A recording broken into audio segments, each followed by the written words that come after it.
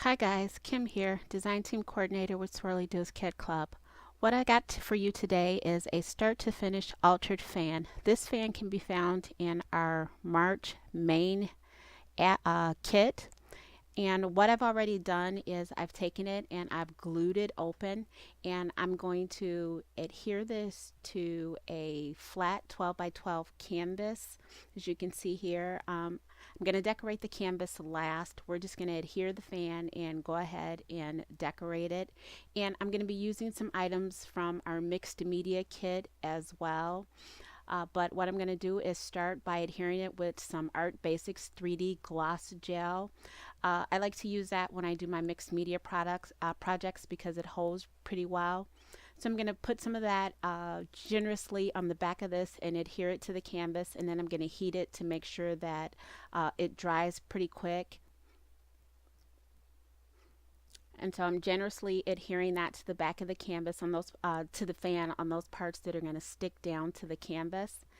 And then I'm just going to arrange it the way that I like it on the canvas. And I'm just going to leave some room around the edges, but I want to make sure that this is stuck down firmly. So I'm just going to hold it down for a few seconds and probably just hit it maybe with the heat gun for a second or two to make sure that that's just stuck down. I just want to make sure that that's down before we go ahead and work with this. I don't want it moving around or anything. This is going to be my color palette. I'm going to be using some of the new Finnabar paints. That's the rose gold. That's going to be the metallic vintage rose, and that's the new art anthology Minx that we've got in our mixed media add-on. And I made a mist out of it. I made a really light mist out of it, so I used more water and less of the Minx to use the mist. That is the metallic rose that came also in our mixed media kit. So I used 4 paints to do this, all within the rose family color. And I'm also going to be using the mini art stones that came in our mixed media kit as well. I'll put a description or a list of my supplies down at the bottom in the description of the video. All right, now that that's stuck down, those are some of the items that I'm going to use to decorate my fan. And again, I'm going to use the 3D gloss gel to adhere this. These are just a bunch of paper flowers, some pieces of metal. I'm even using some relics and artifacts that we've got in a previous kit as well too. Just a whole bunch of bits and bobs that I had sitting around, some paper flowers. There's that relic and artifact there that I've got there. And I'm just going to arrange these randomly here on here. Another piece of that relics and artifacts. Some stuff's going to overlap. Just however you like it, the way that you like it to look, it's all going to go on here randomly. And it doesn't matter if things are of different colors, like if you've got some silver metals or some brass metals or some gold metals, because we're going to cover all this with gesso. I've even used some pieces of chipboard on here as well. And I'm also using some pearls. I've got some yellow pearls, some gold pearls. Again, it really does not matter. As you can see, the different colors. Once I have it all on here, it's all going to get covered in white gesso. But I'm just going to add this stuff until I'm happy with the way it looks. And then I'm going to heat it because I want to make sure that everything is dry before I start covering it in gesso, because I don't want anything to move around. So I'm going to use the heat gun on that just to make sure that everything is all secure. And now that I've got everything all secure, like I said, I'm going to go ahead and cover this with some white gesso. I'm going to do one layer first, and then I'm going to go back over it again with a second layer just to make sure that everything is nice and evenly covered. So it may take a minute or two, and you want to make sure that things are dry.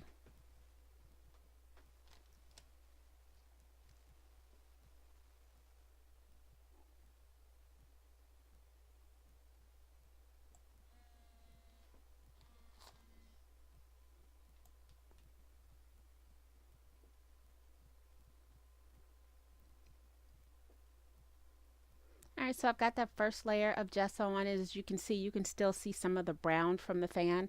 So again, I'm going to go in and do that second coat. Plus I'm going to make sure I get my metals covered really well.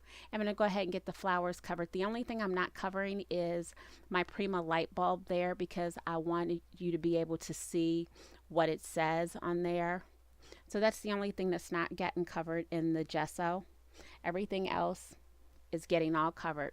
And so now everything is nice and covered. But what I forgot is I want to include some of my earth stones. And I want them on the gesso before I start painting this. And I went ahead and heated the gesso. So now what I'm going to have to do is I'm going to have to go back in and put just a little bit of white gesso where I want to place the art stones randomly. So I'm just going to paint on some white gesso, just a little bit, just so it's wet in some random spots. And then I'm just going to sprinkle on my art stones. The art stones are fun because it gives your project some more texture. I've got a lot going on with my flowers and metals, but the art stones just kind of give it another whole dimension as far as texture goes. So just put on some gesso, sprinkle some art stones on there. And the gesso will hold the art stones really well. I could have used the gloss gel as well too, but I figured I already had the gesso open, so I'm just going to go ahead and sprinkle the art stones on the gesso, and that will hold it really well. As you can see, as I tap it off, not too much fell off. And I'm just going to go ahead and heat it with the heat gun again, just to dry that, just to hold the art stones.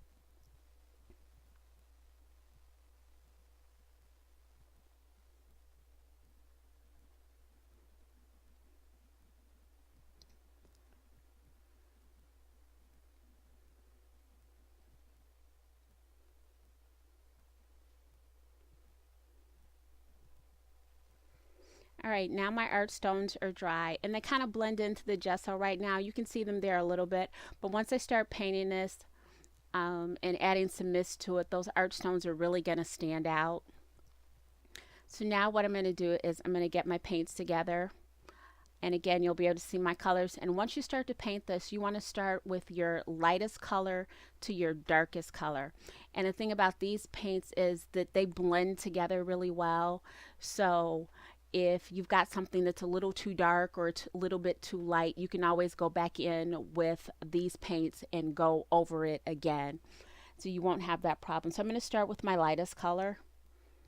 And I'm just going to start randomly painting wherever I want things, wherever I want it, just randomly,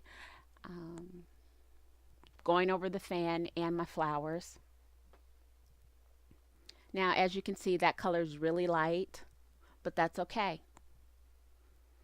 I'm just going to layer the colors, and the layering your colors is what's going to give your project a lot more depth.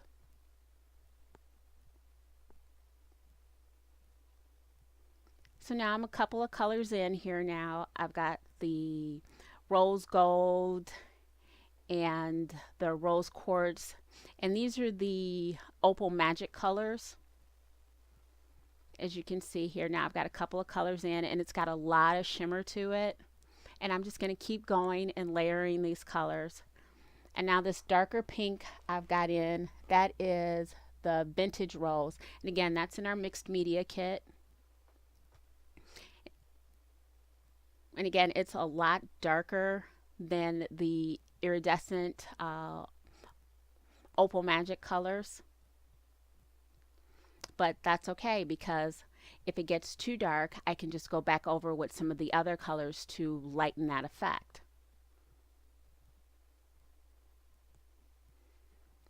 Now, as you can see, I've got almost everything painted, and I've just got to go back over again with over my flowers again. And I'm again just mixing the colors and just trying to get it to where I like the blend of colors. And I'm heating it just so things will dry a little bit faster, just for the video's sake.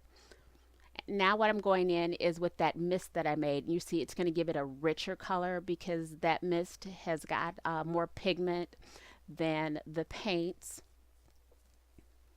And if it gets too dark, just go back over it again with your paint, or take a little watered down gesso and go back over it. I like the color, the richness, the depth that the mist has given my embellishments. So I'm going to go ahead and dry that.